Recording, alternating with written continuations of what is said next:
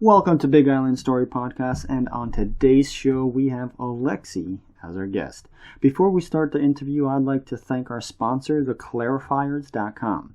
In today's fast-paced world, things are rapidly changing every day, and the clarifiers focus on helping people learn how to zero in on what you want to do next with your life. Visit their website, theclarifiers.com, to learn more about how to pick your next life direction. Also, you can check out the resource page for free information to start learning. You can also purchase their course to take your clarifier skill to the next level.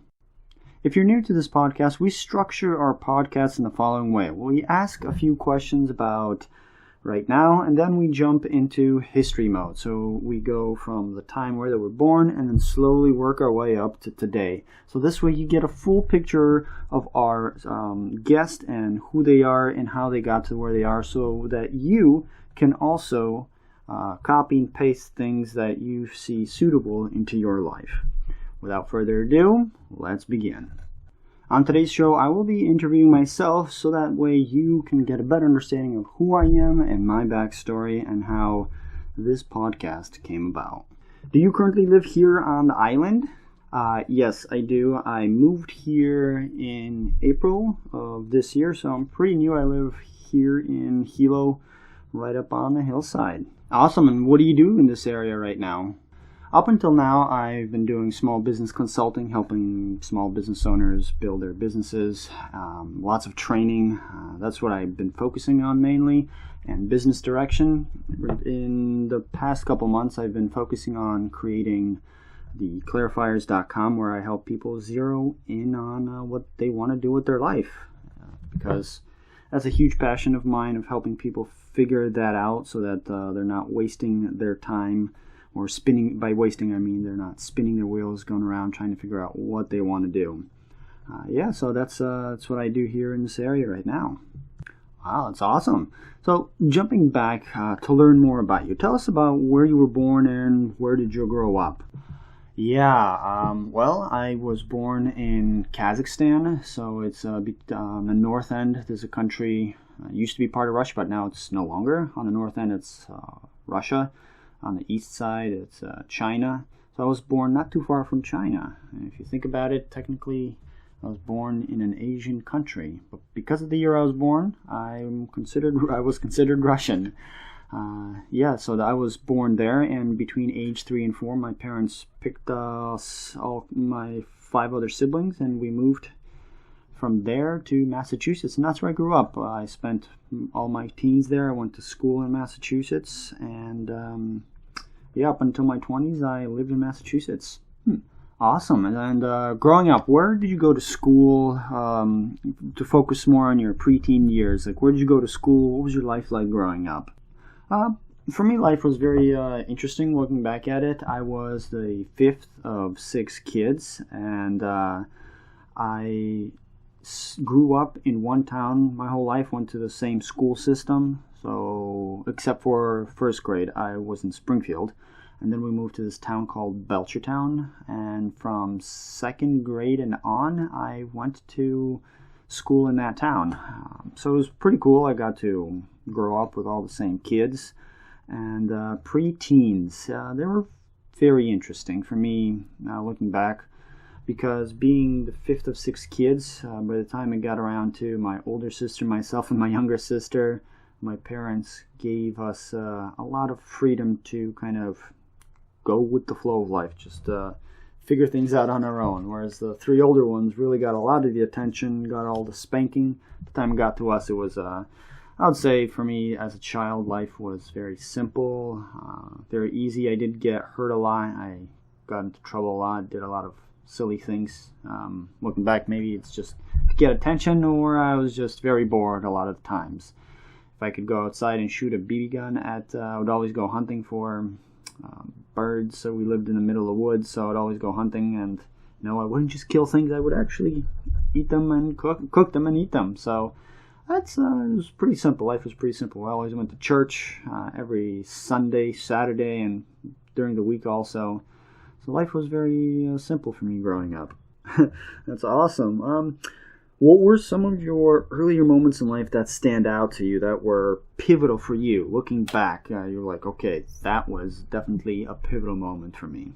Oh, that's a great question. That's a great question. One of the most pivotal moments for me was when I was actually 13. So when I just became 13, I was very entrepreneurial since I could remembering. So at 13, I became part of an MLM. It was called Herbalife, and it took me a while to really break through and understand how to get people signed up and everything. And I remember just when I started breaking through, one day I'd come back from school, home from school, and my parents were like, Alexey, you're going to have to stop doing all that, and because it's tied in with the devil somehow. So in my mind, I was just like, what? Like, I was trying extremely hard to make this work and doing all the hard work, and just like that, in one moment, they're just like, you can't do it anymore, not under this roof. And that the pivotal moment was when I made the decision, like, I'll just obey my parents, and B, when I was standing there in that sand pit burning everything that had to do with that business. And there was like a whole box of like different paperwork and products, since it was an MLM and you had to order products. So I ended up burning it all and didn't think twice about it, because I figured, hey, if the people older my parents told me, then I'm just gonna do it. Oh wow, that must have been an interesting experience. Yeah. So looking back at your younger self, what were some of your personal challenges that you faced as a teenager? Oh yeah, I would say without a doubt, one of my biggest personal challenges, as a matter of fact, I would say it's still a challenge, and it's why I do what I do today and why I did everything I did in my life. For me, my biggest challenge was understanding things. Like, say you ask a question, and the average person asks a question, or a kid, when they ask a question and explain to them, to me it always seemed like people were understanding things much faster than I ever was. So for me, maybe the way my brain was, obviously it is, because the way my brain is functions, is that it just took me so much longer to get simple things. The same concept took a lot more explanation than the average person. I remember when I was a kid, I forget which number, I think it was number 5, where I was learning the numbers, but number 5 just made no sense to me. All the other numbers made sense to me, but but number 5 just evaded. And I guess somehow at some point I understood it. When it came to school and my siblings, whenever they tried to explain to me math or English or anything, things just didn't make sense to me. And it seemed like I was trying to be rebellious or hard, but to me, that was one of my biggest challenges growing up, is learning things and then actually grasping the concept of things. Wow, so that must have affected and impacted you quite a bit growing up. Yes, it did. It really did. It took me much longer to do homework. I was never able to really excel in school. The best I did was B's, C's, and once in a while I'd get an A and I would be like, woohoo! But yeah, school was never easy to me, and yeah, it always came hard, and that was definitely one of the reasons why. As you were growing up, what were some of your passions or some of your hobbies that you had as a young guy? Undoubtedly, fishing was my first passion. I loved fishing, and I used any and every excuse under the sun to go fishing. And what didn't help was that, or from depending on what angle you look at it from, what helped was that we lived from a lake about maybe 10-15 minute walking distance, and my mom loved this one fish, so every time I could get out to the lake, I would just say, Mom, I'm going to go catch some of the sunfish, and she'd be like, sure thing, and poof, I was out on my way. And around 13, things shifted into where I was like, I really want to start making money, and that's where my entrepreneurial mindset kind of sparked. So from that moment on, it was always, okay, how can I do something to make some extra money? So I'd say that was a big passion. But fishing, right up until I think I was like 16, it was the predominant hobby of mine.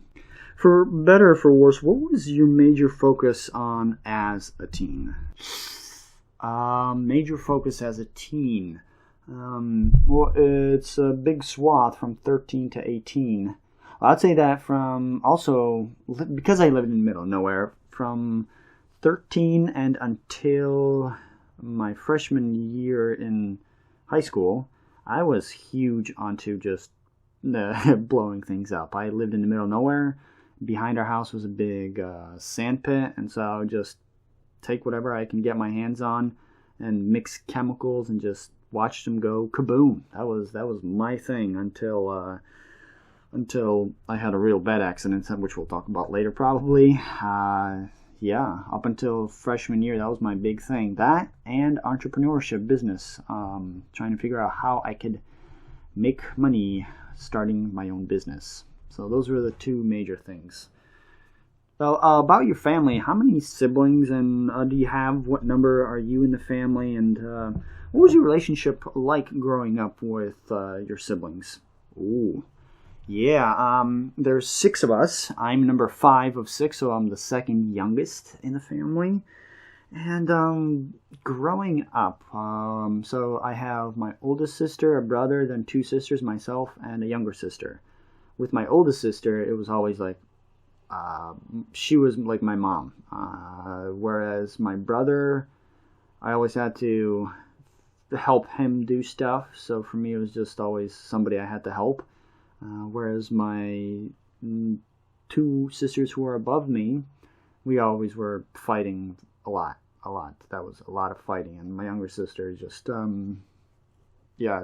tell you the truth, I don't remember much. But with my 2 older sisters, we were always at odds, getting each other in trouble, big time. So yeah, I'm number 5 of 6, and my brother and I would always go fishing, since to this day he still loves fishing. I don't, but he still does. And the thing we always did together, or if we did anything together, it would be fishing or working, making money, like shoveling snow, things like that. So that's my memory of my siblings.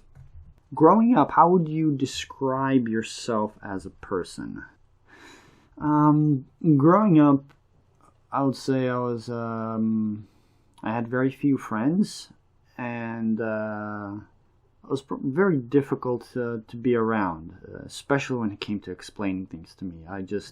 Things didn't, like I said earlier, things didn't make sense to me easy, so if you tried to explain something to me, I'd just be like, what? And I would ask a lot of questions, and if the answer didn't make sense to me, I didn't know what to do, so I would just either continue what I was doing. So I seemed to be a very rebellious kid, but in reality, things didn't make sense to me, and I would continue doing what I thought I had to be doing. So yeah, very challenging kid as growing up. Definitely, I would describe myself as a challenging kid to get anything done with. But once things made sense to me, they made sense to me.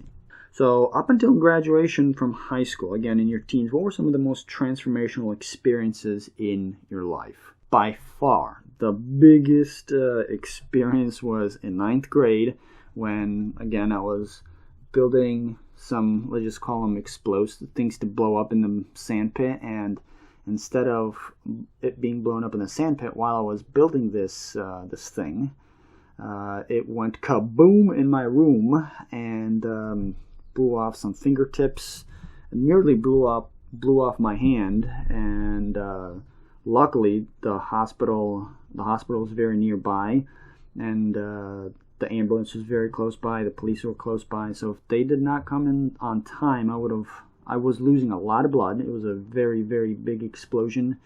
It really maimed my hand, where if they didn't come within half an hour of that, I would have lost enough blood and just died there. As a matter of fact, as I was being transported from, I lived about 2.5 hours away from, at that point our family was about 2.5 hours from Boston, and I had a ride from where I lived to Boston to go to the Children's Medical Center, because that's where there was a doctor who can start fixing me up. On the way there, I was passing out, and the guys were slapping me in the face, and I was just, let me sleep, I would tell them. And they're like, no, if you fall asleep, kid, your heart's going to stop. So I was like, okay, whatever. So that was one of the biggest things that stands out to me through high school. So that happened when I was in 9th grade. I had to be homeschooled for half of 9th, 10th, and half of 11th grade. So that was awesome. I never enjoyed going to school, so that accident was kind of a blessing in disguise. So yeah, that was one of the biggest experiences before up until graduating from high school. Wow, that sounds like that's intense. So, as you were growing up, did you have any limiting beliefs that you caught growing up? And if yes, what were they, and how did they affect you, and how did you get over them? One of the biggest limiting beliefs is it's difficult to explain if you didn't grow up in this like kind of religious background, but for the most part, everyone talked about succeeding in life, but when you really got to it, the mindset was that if you don't succeed, it's not God's will. So if you tried hard enough but didn't succeed, then you're like, oh, it's not your thing. Whereas now my mindset is, look, if you want to achieve something and it doesn't work out once, twice, thrice, you keep on going until you break through. So that was a huge limiting belief that it took me well into my later 20s to start realizing that it was even there, and then not until my early 30s did I finally get over that kind of mindset, that limiting belief where you are the reason for failing or succeeding, so therefore do everything you can, learn what you need to learn, meet the right people, go meet people until you achieve what you want to achieve. So yeah, that was a huge limiting belief growing up, where you'd give up a lot sooner. Let's just say you'd give up very soon and just say, oh, well, you'd blame it on a deity and say he or she did not want me to succeed. So if you could be teleported to any part of your childhood and give yourself some advice, what wisdom would you impart on your younger self? I think I'd go right back to that moment when I was burning all my stuff from that business. I would come up to myself and say, look, go find out exactly why you were told what you were told. Because years down the road, actually, I found out that the reason my parents believed that this business was tied with, as they said, with the devil, was actually hearsay. They heard it from a friend, and the friend heard it from their kid. And then when a few years later I went back to ask that kid, like, how did he find out? He's like, my dad told me. And then when I asked his dad, the dad was like, my kid told me. So it was like this circular thing that it was an untruth.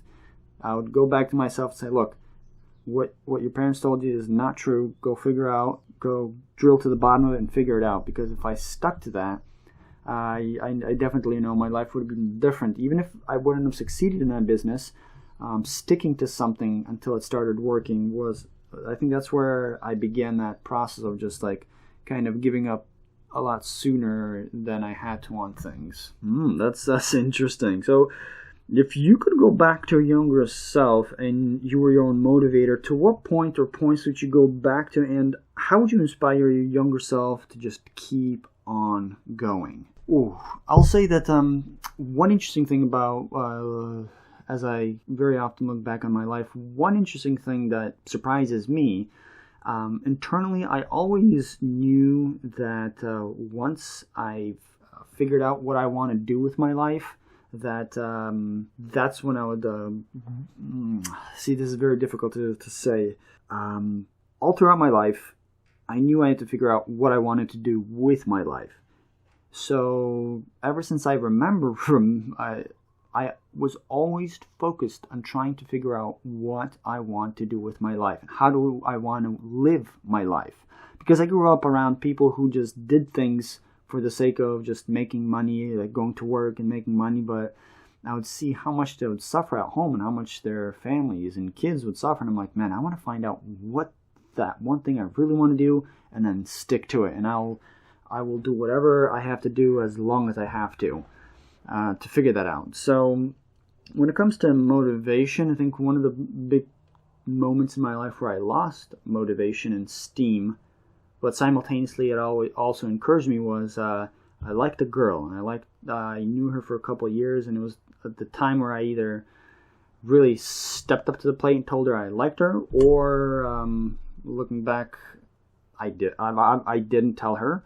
I just kind of moved away 1,000 miles and never told her my feelings to her, and that really, really, really bummed me out for, I would say maybe a year or two.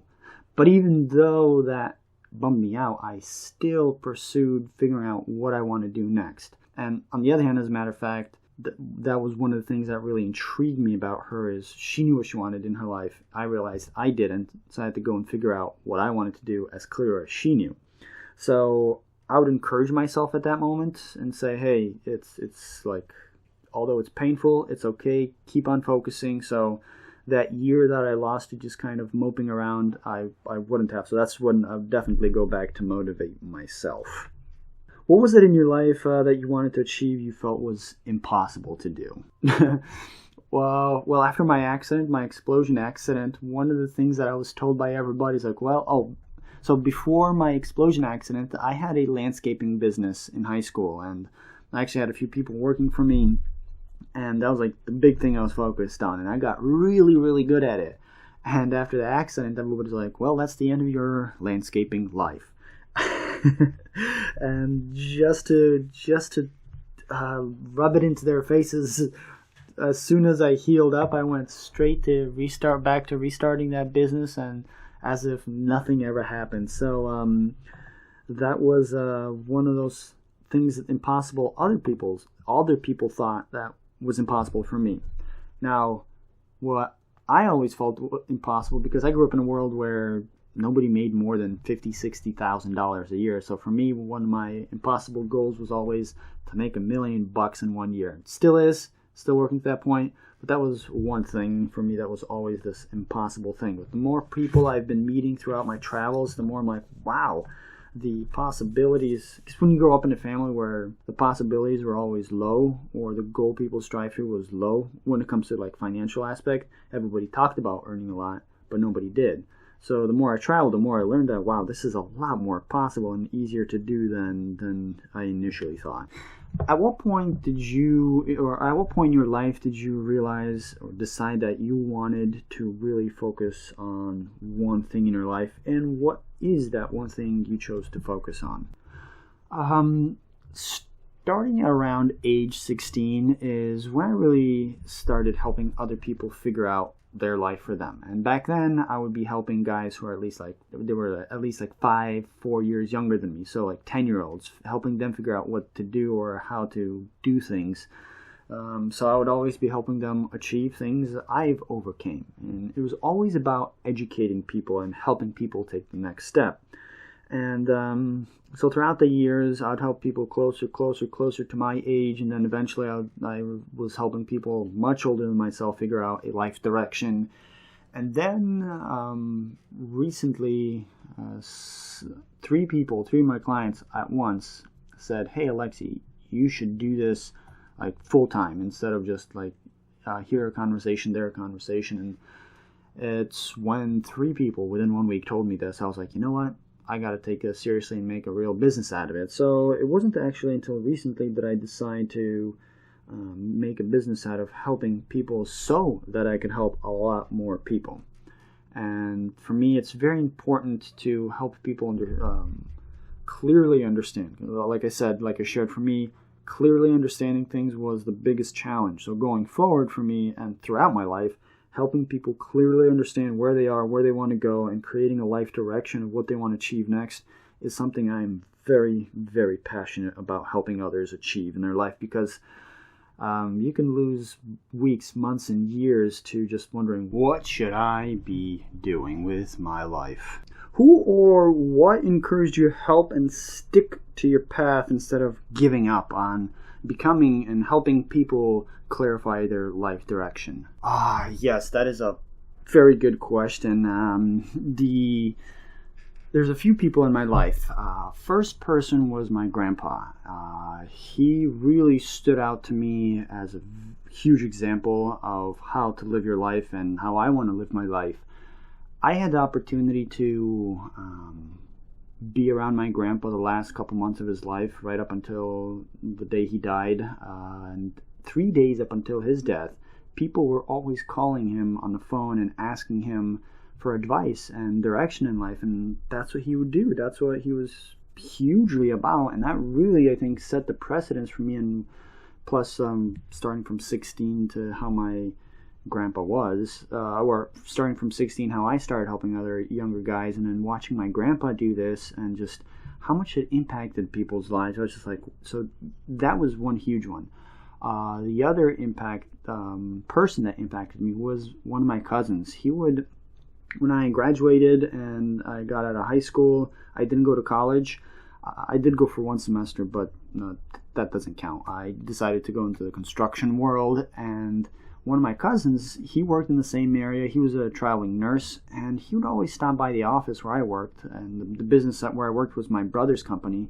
So my cousin would stop by, and he would just chit-chat and talk for sometimes half an hour, and he never had an agenda. He would always just come there and just have good conversation. He would ask me, like, what's going on with me, my life personally, what am I looking to be doing with my life. Would always just have these conversations, sometimes once a week, sometimes every other week or so. So that really stood out to me because I saw how that impacted me personally. And say the third person that really pushed me, like I mentioned earlier, was that girl who I really liked. I never told her that I did like her, but that forced me to, because like I said, the thing that really stood out about her was she knew what she wanted. And since I liked her, and I realized that if I got into a relationship with her, my thinking back then was that I would take her away from what she wanted to achieve. And I was like, you know what? First, I got to figure out what I want. So although I didn't get the girl, I got that burning fire in me to go and just figure out what I wanted to do with my life. So these were the three people in my life that really pushed me to becoming who I am today. So what did it look like on an average day becoming who you are today? Pretty much if somebody was watching you from a third person perspective, what would they see in the life of Alexey? Free time, a lot of free time, a lot of studying, a lot of learning, a lot of reading books, reading a lot of personal development books, learning, applying.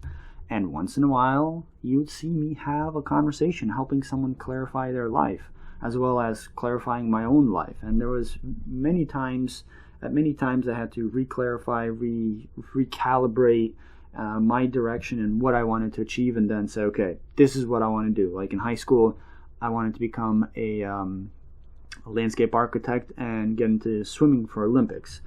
But then I had my accident, and it took me a few years after that to figure out what I wanted to do. Then, after graduating high school, for me, I really wanted to start flipping houses. I wanted to become a programmer. Then that did not work out, financially speaking, and for a few other reasons. So I had to recalibrate it again. So for me, there's a lot of time spent thinking, some time talking. You'll see me talking with people, and a lot of time contemplating on figuring out what it is that I want to do next and how I could commit to something. Because committing to a direction in life for me was always a big challenge because I had to understand it from all angles. So a typical day in the life of becoming who I am today, there was just a lot of reading books, watching videos, collecting mentors throughout my life like that.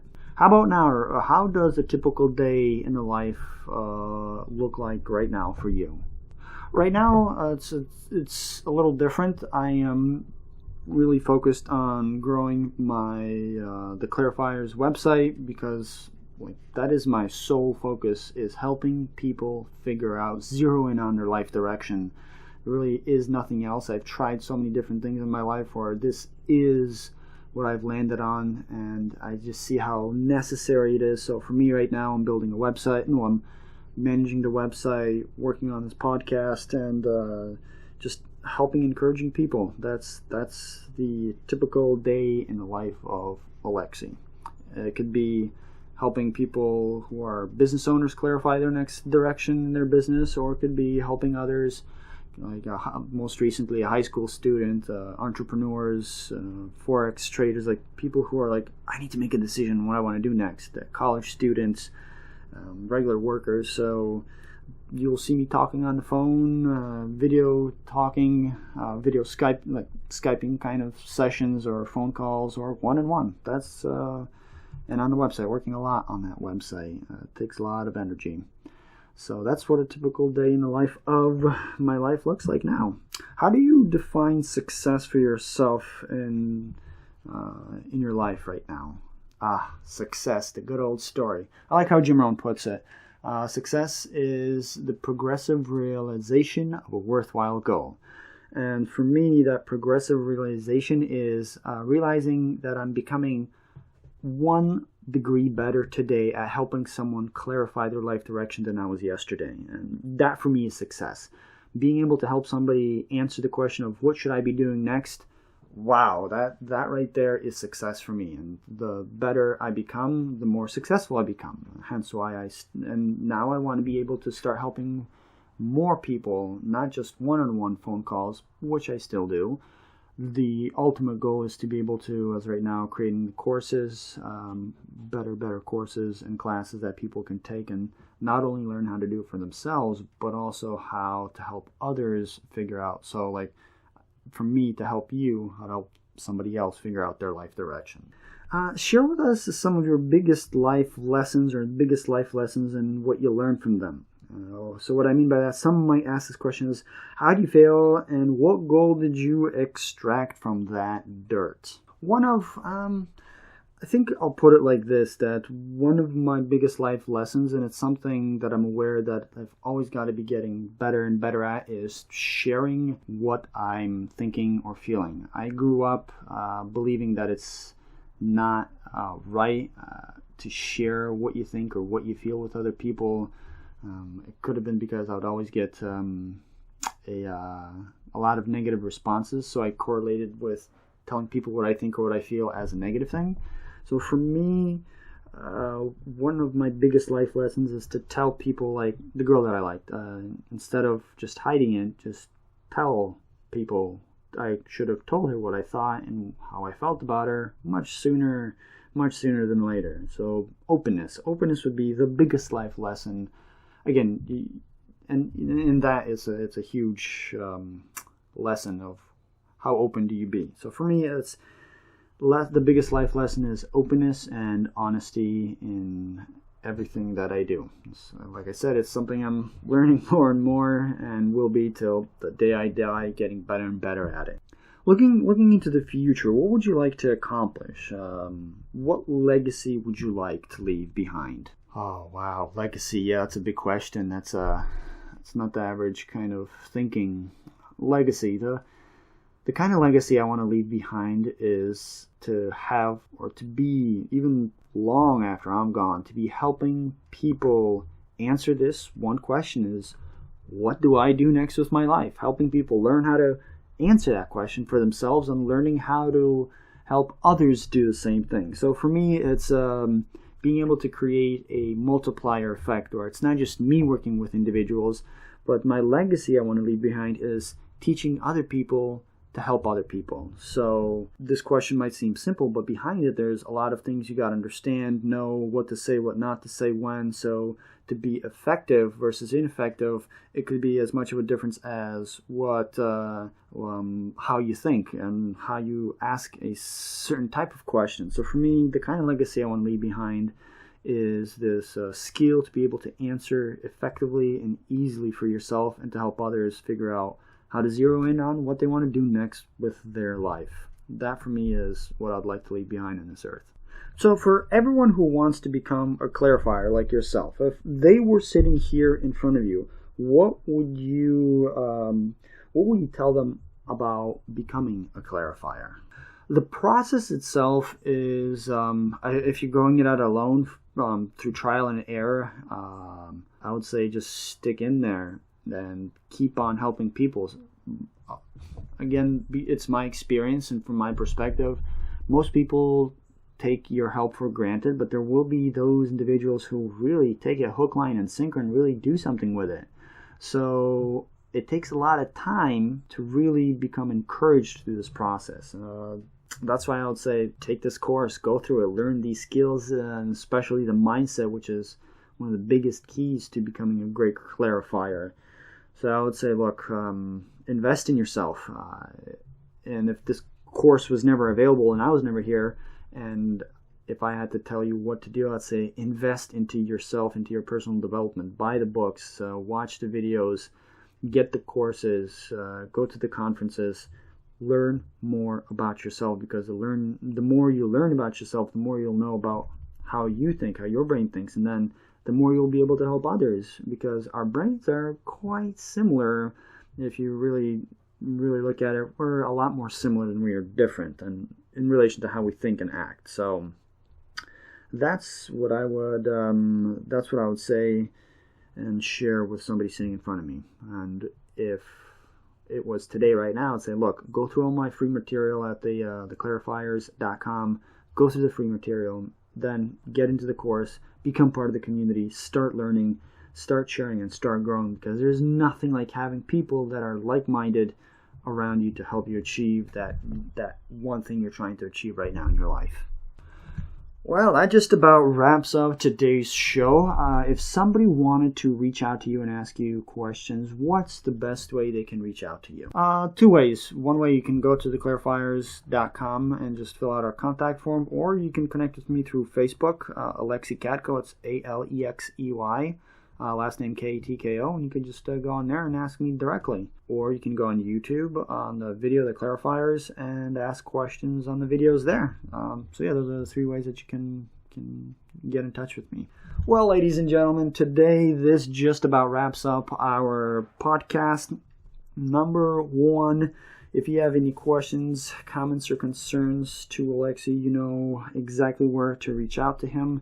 If you want to learn more about the skill of clarifying life for others, helping others zero in on their goal, visit theclarifiers.com, reach out to him through Facebook, and he's more than happy to help you. Until next time, peace.